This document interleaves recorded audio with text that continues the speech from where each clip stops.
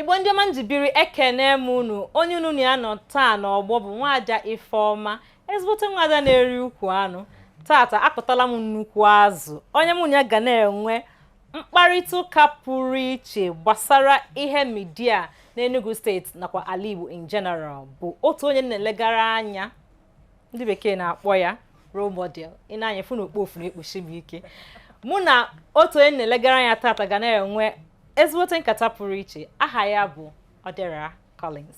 A round of applause, everybody. Wow. No, Nwaada Odera. Dalu. Council Oyibo. You look so tantalizing, fantastic and cocastic. Mabulo Dumeje. Emwaka. I'm blushing. Wow, I'm blushing. you're blushing.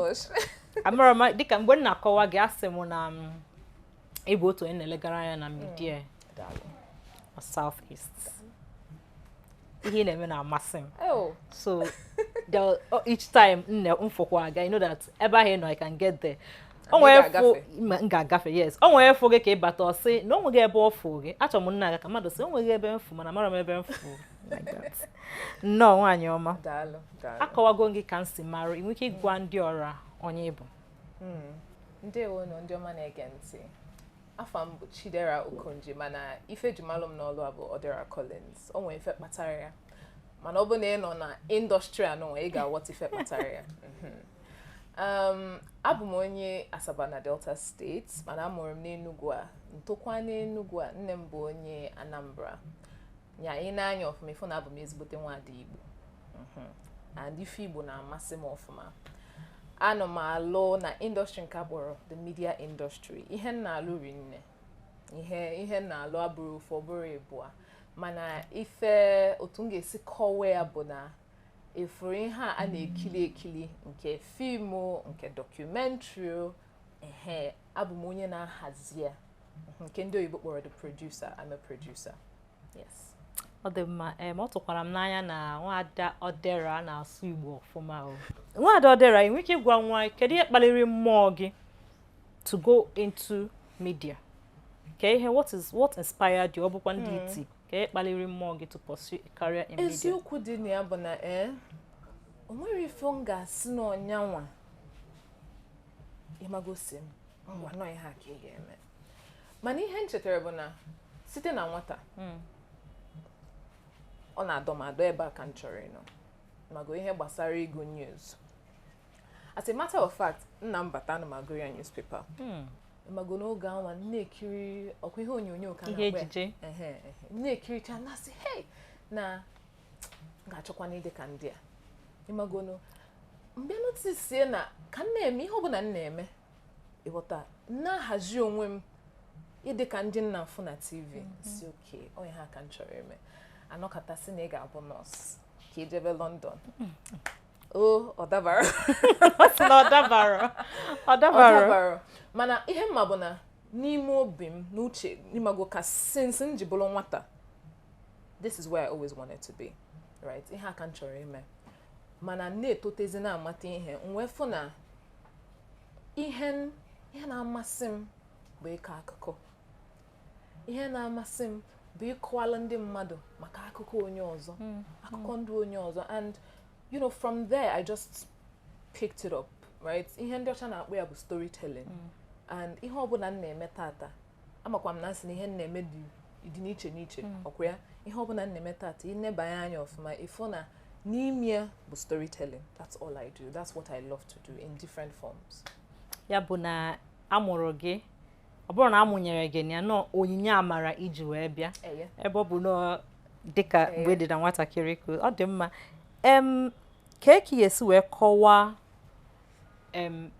media industry n'Enugu and kedụkwana ebe ị na-elegara anya ọ bụ na asị gị ka ebe ọ dị gị ka media aganọ n'Enugu in the next 5 to 10 years na-arọ ise maọbụ arọ iri na-abịa ka ebe ị chere na media Enugu godi before anyị gabagodi na nke South East nke ala Igbo ka ebe ọ dị gị ka media Enugu aga-anọ in the next 5 to 10 years? Ka m bidogodo with ebe m lụọ na ọ dị kịta. Ịjụkwa m as onye lugo na this industry for over ka m kwuo nke Enugu ka ndị okwu na nke South East. onye lugo na this industry for over 5 years. Ebe nlo na ọ dị kịta bụ na ọ ka nọkwa ihe m ga-akpọ the early stages ọlụka dị. Right? Ebe anyị nọ kịta bụ I need a lot of, I need a lot of expertise. I need quite a lot of structuring. Right? Amam kan get call when nhazi.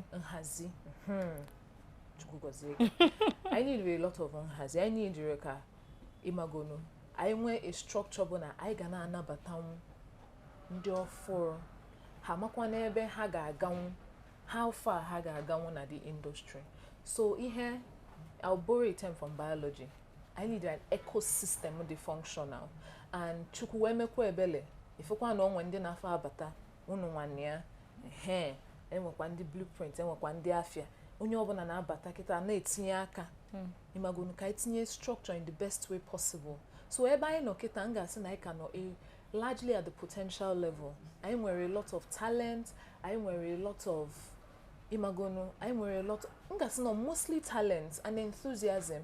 Mana ihe anyị need kịta bụ ihe na ga-akpọ gị sị ka move there to the permanent site. So onye wa ka m ga-asị na anyị nọ. Okay, ọ dị ma ya bụ na anyị ka bụ nwata na-eto eto. Anyị ka bụ nwata chukwu kwesị. Anyị ka bụ nwata na-eto eto. Anyị ka bụ nwata na-eto eto. Ekwesị dị na-enye anyị mmiri ala efi ka anyị wee nwee ike topụta ọfụma. Ọ dị mma support daalụrị nne. Ọ dị mma. Enwe mbọsị nọ na akara ngwa mgbasa ozi a na-akpọ X ka eji Twitter wee marụ.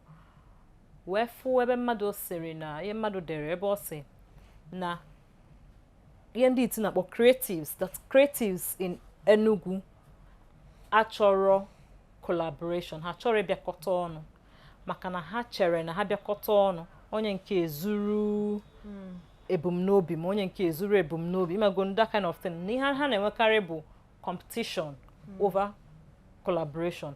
I chere na nke anụnwa bụ eziokwu. Ịkọwara anyị ụzọ isi wee chee na enwe ike maka ile anya mụ na onwe m kwenyekwa na ọ dị otu ahụ somehow na ọ dị otu ahụ somehow. Ịkọwara anyị ma echere m eziokwu ka asị ịgwakwa anyị ka anyị ga-enwe ike ụzọ anyị ga-esi wee nwee ike nụọ ya bụ ọgụ hụ na enwe more of collaboration than competition. So otu m ga-esiza ajụjụ abụọ ịnebanye anya mmadụ bụ mmadụ. Ụfọdụ oge ụjọ na-adị na hey ihe anụnwa m bụ n'obi m chọrọ ime na-enwe m ike ngwa onye a kịta o buru ya gbafelu razia m omego m. So I can relate to that fear. Mana ihe m ga-ekwu bụ na ọ dị in different forms. Ihe m ga-ekwu bụ na one, if ihe ọbụla bụ an idea, right? Otu m si at this point ihe m mụtara efu ya as bụ na o nwere idea ọbụla ibupụta na-adịrọ. Eziokwu. O nwere idea ọbụla ibupụta kịta ka mụ na gị na-ekwu okwu kịta ka m gwazie gị onwe ndị ga-abịa sị m na ihe nchi ime na ihe nchi ime ihe ahụ ọchị ime dị na draft na kọmputa m. Eziokwu. So mmezi nke m ga-asị na nzuru ya ihe m ga-agwa onye ọbụla na-atụ ụjọ mmadụ izuru idea gị bụ build your skill up to the point where only you can authenticate that idea. Ọ bakwa n'ihe Mr. Emeka Mba na-ada ekwu mgbe ahụ. O nwere ihe ndere nyaahụ na X ikwu kwa maka ya. Ọnya ka nwanne nya echetazikwa m. So o nwere m na ya nọ na-akpa nkata n'izu ụka gara aga. O wee sị na-agwa maka ihe ịmago na ụfọdụ ihe nchọgasị ime maybe in the nearest future. O wee sị na otu a si kwukwa n'ihe a na mmadụ gaghị ezuru idea eme ahụ.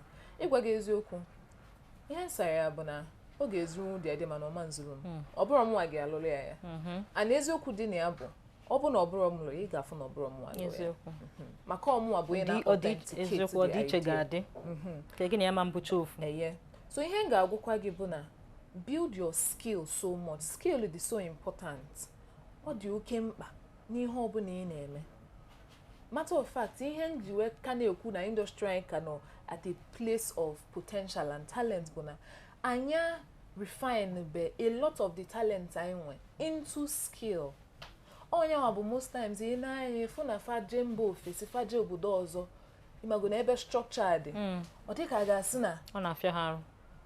ọkwa na ọ na-afịa ha ịgwakwa gị eziokwu afụgokwa m ndị si ebe a pụọ 1-2 years efi ọ na-eme ihe kara aka ọ bụkwanụ na ọ nwee ihe ọzọ dị iche ọ just na ọ batago in a system na-awụ ọkụ so inwego onye si gị mee ya otu a ma ọ ga-eme ya otu a eje n'otu a ma ọ ji otu a ịghọta o nwekwana ife na-akali guidance so that structural system is so important. So back to ajụjụ gị, yes, ị need collaborate with people.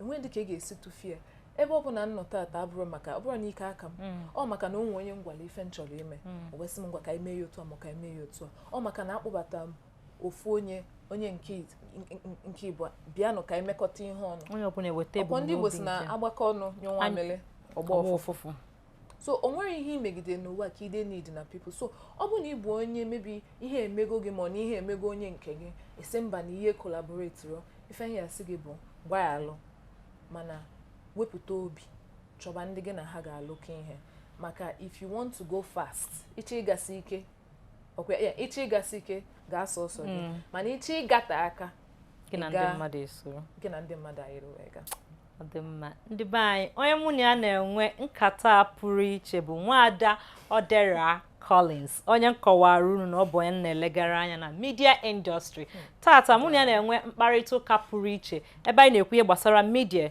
na South East ya bụ n'ala Igbo nakwa ọdachi na ọgbatu ihe dịgasị na media n'ala Igbo.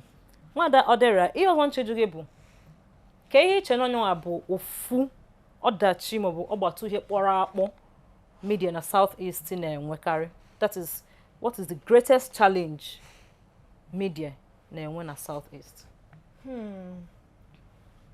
Eziokwu dị na ya bụ na ndị be anyị adịbe so open-minded to media and emelenu mani ọ bụ na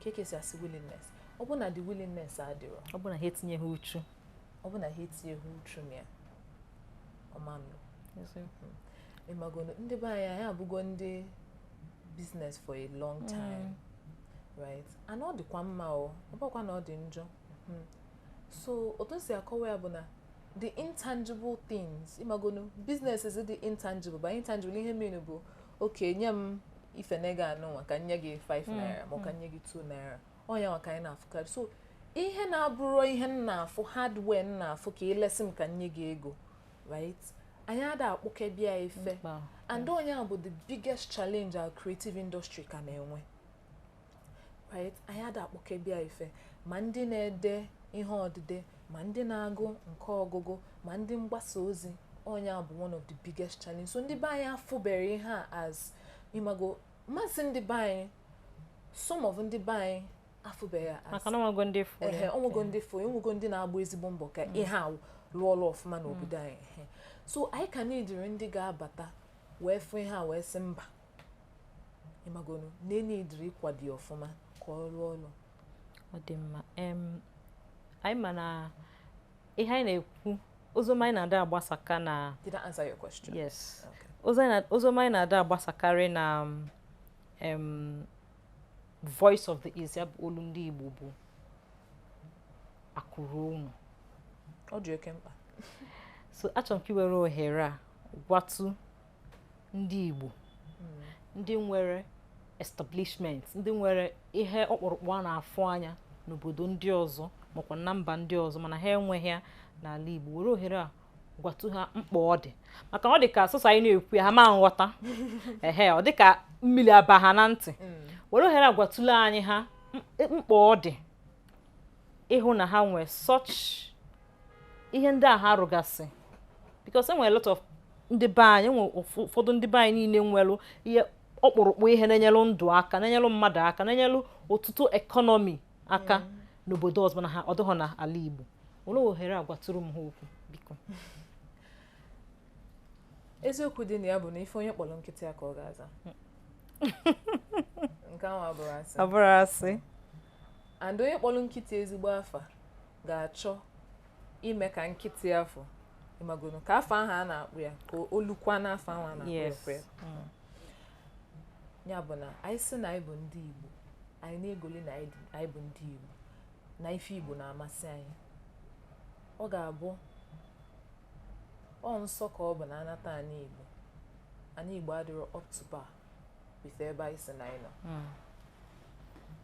ya bụ ife m ga-ekwu ọ dị mụ na anụ gị ya ka m bịakwa and akụrụ ụnọ abụọkwanụ so onye ji ego ọ bụkwanụ so onye chi bịago anyị wee lụọ estate maka ọ na-abụ ekwubere a na-akụrụ ụnọ anụnwa sọsọ ife anyị na-eche bụ ịlụ estate ịlụ ụlọ igo anyị ọ bụrụ na ị nwee certain talent a certain skill ịmagonu ife ga-abara anyị uru ife ga-transfer wee nye ndị ọzọ ka ha wee mụta maka ịnekwa anya ụfọdụ oge ịmagonu ndị na-atry build new companies ya ihe na-abụkwanụ their challenge bụ na ha ga-atry ịkpọbata ndị ga-akụziri ndị nke ha ka esi eme ya ihe a na-akpọ bụ global standard ịmagonu industry standard mana ihe n'anya inwe ike ịma afford nwe ịkpọta those people so ọ bụ na ị nwekwa those skills ọ bụgodo na maybe na ọ dịbeghị ịnata completely maka ị ga-esi set up ọ bụ consultation ọ bụrụ inyela aka ka akụzielu ndị mmadụ ọ bụfancha bụkwa na akụ abụkwanụ so ego a na-afụ anya ka akpọbata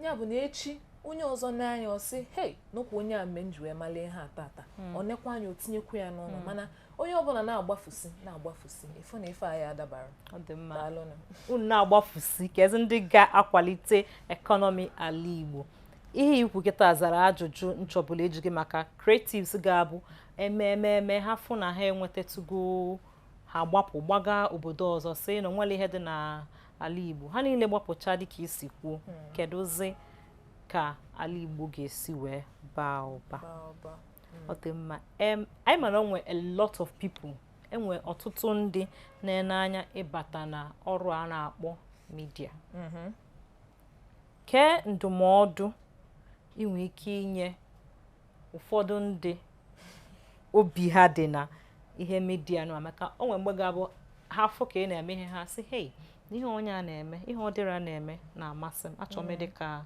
ọdịra kee ndụmọdụ inwe ike inye ndị nke a na-eto eto ndị a na-elegara gị anya dị ka mụnwa kee ndụmọdụ inwe ike gwa anyị ndụmọdụ inwe ike inye anyị ndị na-elegara gị anya nyetụ anyị obere ndụmọdụ biko maka gị na-enyekwa anyị ndụmọdụ biko ọ bụrụ na ị chịbata na this industry the first thing m ga-agwa gị bụ dị ready ịmụta. One of my mentors, God rest his soul, Bossman Jikato, would always tell you, be ready to learn, unlearn, and relearn.